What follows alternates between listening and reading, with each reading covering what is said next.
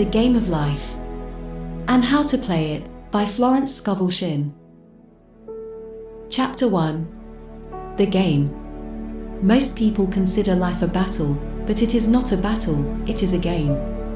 It is a game, however, which cannot be played successfully without the knowledge of spiritual law, and the Old and the New Testaments give the rules of the game with wonderful clearness. Jesus Christ taught that it was a great game of giving and receiving.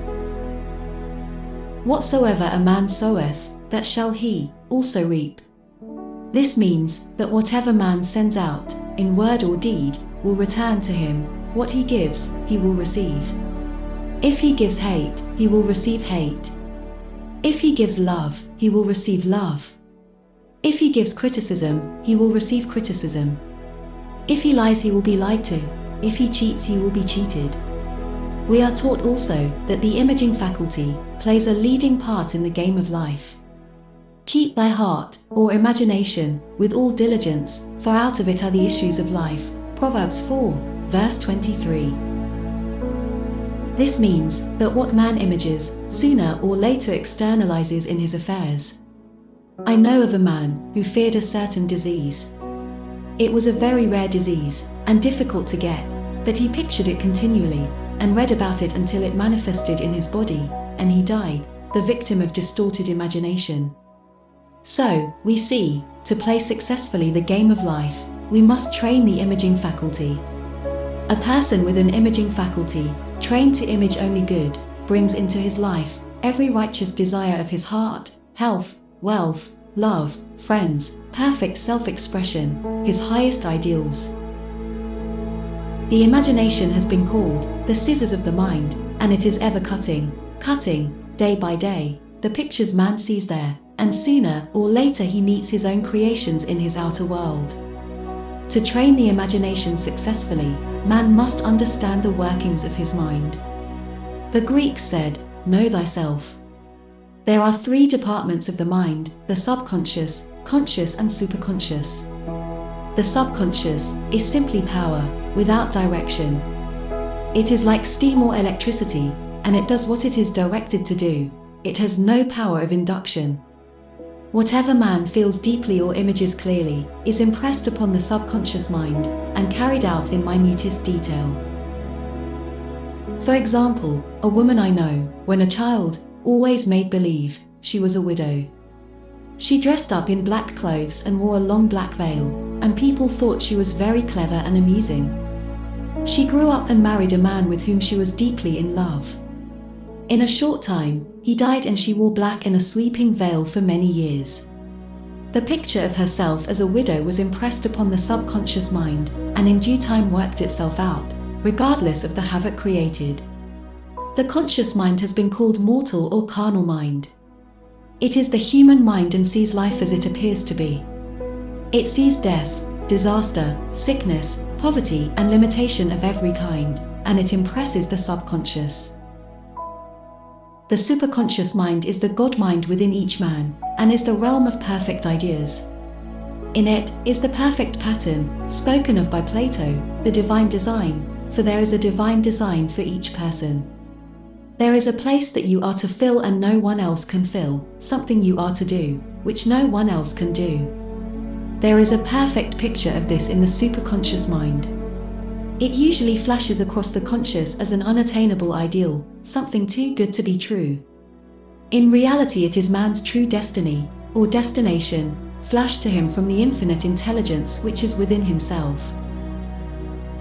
Many people, however, are in ignorance of their true destinies and are striving for things and situations which do not belong to them, and would only bring failure and dissatisfaction if attained. For example, a woman came to me and asked me to speak the word that she would marry a certain man with whom she was very much in love. She called him a B. I replied that this would be a violation of spiritual law, but that I would speak the word for the right man, the divine selection, the man who belonged to her by divine right. I added, if AB is the right man, you can't lose him, and if he isn't, you will receive his equivalent. She saw AB frequently, but no headway was made in their friendship. One evening she called and said, "Do you know, for the last week, AB hasn't seemed so wonderful to me." I replied, "Maybe he is not the divine selection. Another man may be the right one." Soon after that, she met another man who fell in love with her at once, and who said she was his ideal. In fact, he said all the things that she had always wished AB would say to her. She remarked, it was quite uncanny.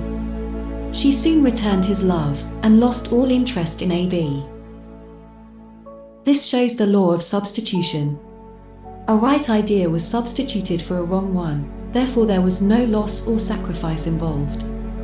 Jesus Christ said, "Seek ye first the kingdom of God, and his righteousness, and all these things shall be added unto you." And he said, the kingdom was within man. The kingdom is the realm of right ideas, or the divine pattern. Jesus Christ taught that man's words played a leading part in the game of life. By your words ye are justified, and by your words ye are condemned. Many people have brought disaster into their lives through idle words. For example, a woman once asked me why her life was now one of poverty of limitation. Formerly she had a home, was surrounded by beautiful things and had plenty of money. We found she had often tired of the management of her home, and had said repeatedly, "I'm sick and tired of things, I wish I lived in a trunk," and she added, "Today I am living in that trunk." She had spoken herself into a trunk.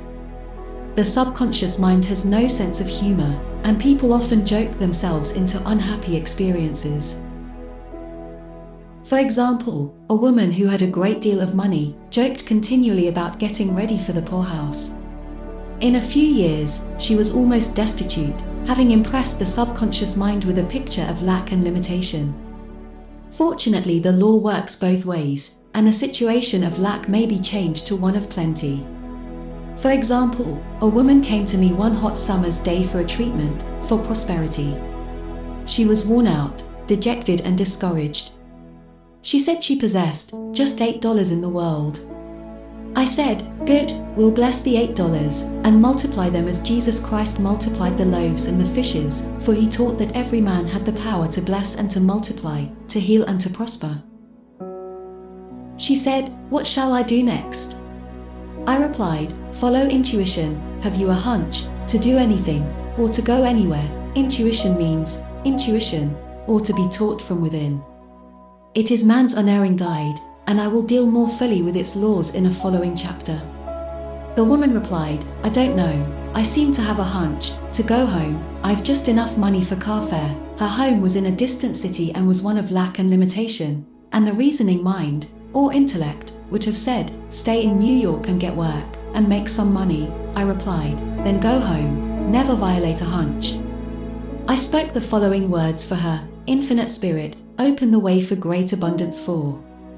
She is an irresistible magnet for all that belongs to her. By divine right, I told her to repeat it continually also. She left for home immediately. In calling on a woman one day, she linked up with an old friend of her family.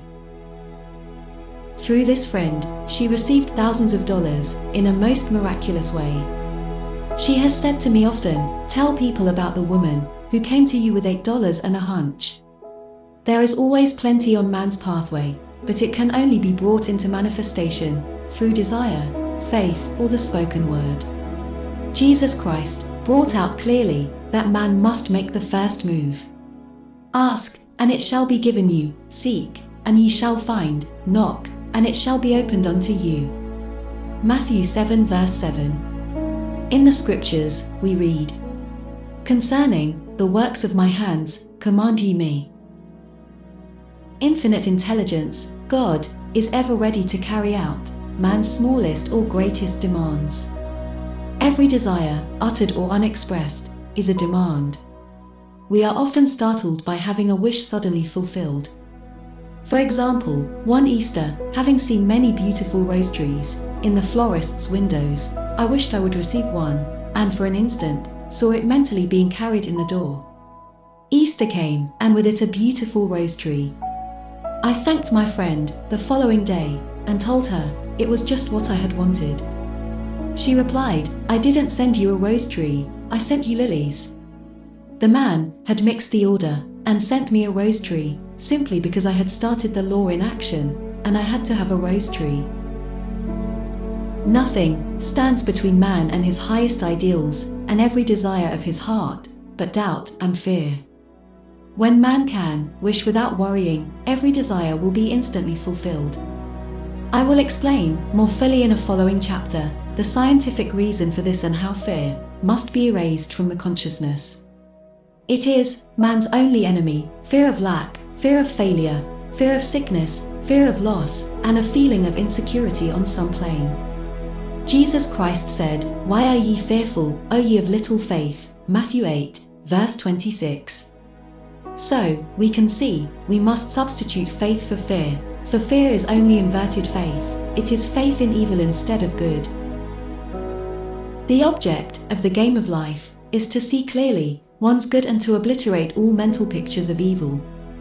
This must be done by impressing the subconscious mind with a realization of good.